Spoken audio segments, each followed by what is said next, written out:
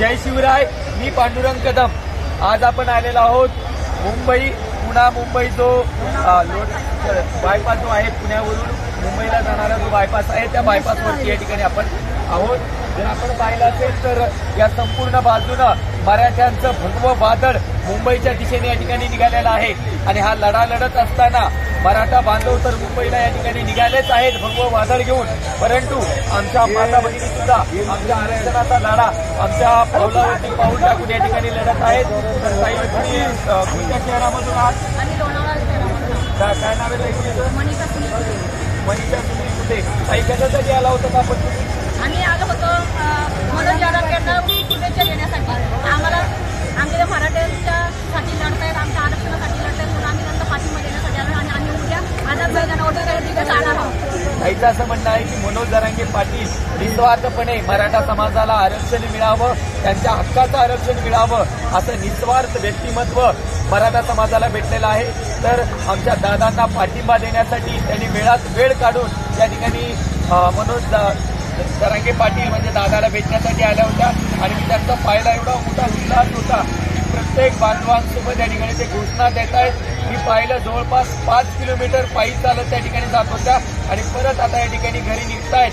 कारण त्यांचा उद्देश एकच आहे की मराठा समाजाला या ठिकाणी त्यांच्या हक्काचं जे आरक्षण आहे ते मिळावं. ताई तुमचं काय नाव आहे? लोकांनी तुम्ही सुद्धा आम्ही लोणावळ्याकडे आहोत. आम्हाला पण आरक्षण मिळालंच पाहिजे. आमच्या मुलांनी काय करायचं? नोकऱ्या नाही, काहीच नाही. आमच्या मुलांना टक्के जर कमी असते तर जास्तीत जास्त लोकांना पैसे मागितले जातात आणि दुसऱ्या समाजाची जी मुलं आहेत त्यांच्या कमी त्यांना पर्सेंटेज असून सुद्धा त्यांना काही न येता सुद्धा ते पुढे आहेत. आमच्या मुलांनाही समान आम्हाला हक्क मिळाला पाहिजे. जे काम आमच्या महाराजांनी केलंय ते आमच्यासाठी मनोज जरांगे करतायत. आम्हाला खरंच त्यांचा खूप गर्व आहे. आज तो आमचा राजा झालेला आहे आणि खरंच ते राजा आहेत. त्यांना महाराजांची पदवी द्यायला काही वावगं ठरणार नाही.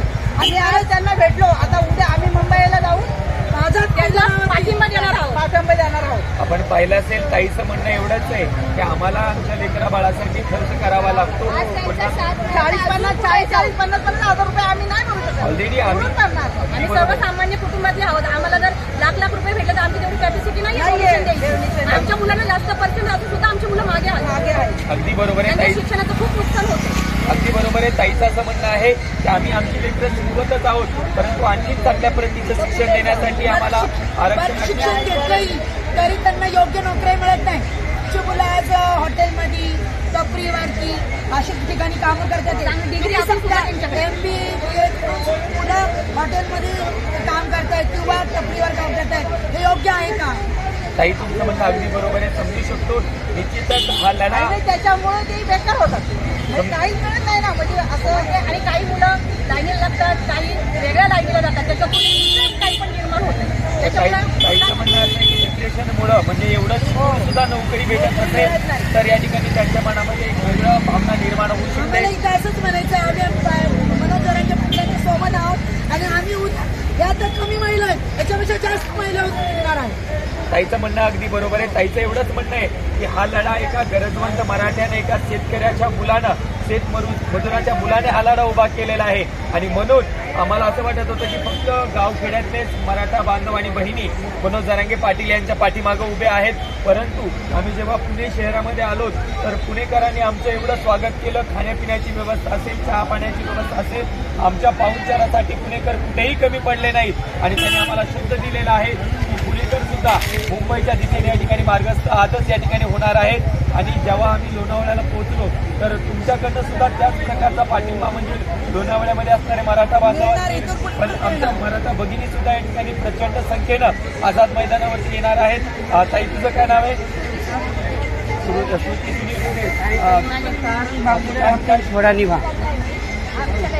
कमी कास्टचे त्यांना खूप कमी फी म्हणजे 2-3 हजार फी.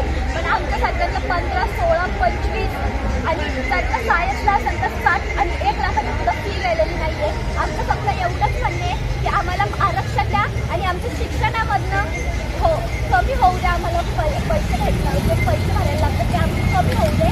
तर आम्हाला पैशासाठी आरक्षण नाही दिलं तरी चालेल पण आम्हाला शिक्षणासाठी अगदी बरोबर आहे. ताईचं म्हणणं एवढंच आहे की माझ्यासोबत ज्या आरक्षणामध्ये येतात त्यांना फीस कमी भरावी लागते, परंतु आम्हाला या ठिकाणी फीस जास्त भरावी लागते आणि त्यामुळं आमच्यामध्ये शिक्षणाचं प्रमाण कमी होऊ शकतं. ताई, तुम्हाला सांगू इच्छितो की तुम्ही तरी शहरामध्ये आहात, त्यामुळे तुम्हाला उच्च शिक्षणाच्या संधी कदाचित आईवडिलांना थोडंसं पोटाला मारून तुम्हाला शिकवावं लागतं आणि ते शिकवत सुद्धा आहेत हे आम्ही ते शिकवतो, पोटाला हे मारून सुद्धा आम्ही शिकवतो, पण पुढे जाऊन आमच्या मुलांना आरक्षण आहे तर त्याच्यामुळे आमची मुलं मागे पडतायत. त्याचा काय मग आमच्या ह्याचा उपयोग नाही, आमच्या त्यागाचा काही उपयोग नाहीये की आम्ही त्याग करून आमचं पोटातला पोट मारून आमच्या मुलांना जे शिकवतो त्याचा त्यागाचा काय आमचा उपयोगच होत नाही. निश्चितच आपण तुम्ही जे म्हणताय की आपल्या पोटाला मारून आणि महागाई एवढी झाली की आम्ही ती मुलांचं शिक्षण पण नाही करू शकत, एवढी महागाई झालेली की त्यांना खायला घालायला द्यायचं काय मनोज जरांगे पाटील एक आम्हाला अशीच किरण आहे खरंच, आणि आम्ही त्यांच्या आणि त्या टीचरांच्या हाताला वेळ ठेवून लाख मराठा जरांगे पाटील तुम आगे बढ़ो, हम तुम्हारे साथ है, कोण म्हणताय देणार नाही, घेतल्याशिवाय राहणार नाही. कोण आला रे कोण आला, महाराष्ट्राचा वाघ आला, कोण आला रे कोण आला, महाराष्ट्राचा वाघ आला. त्यानंतर लढेंगे या मरेंगे हम सब लढेंगे. लढेंगे जीतेंगे, हम सब चलेंगे, लढेंगे जीतेंगे, हम सब चलेंगे. ताई, तुमचं म्हणणं अगदी बरोबर आहे. हा लढा गरजवंत मराठ्यांनी उभा केलेला आहे आणि मनोज जरांगे पाटील मराठा समाजाला 100% आरक्षण मिळवून देणार, त्याच्यामध्ये कोणत्याच प्रकारची शंका नाही. सरकारला एवढे मराठे पाहून सरकार पळून जाईल, हे मराठ्यांचं भगवं वादळ आहे आणि सरकारला 100% झुकावंच लागणार आणि मराठ्यांना आरक्षण द्यावंच लागणार. लागलाच पाहिजे.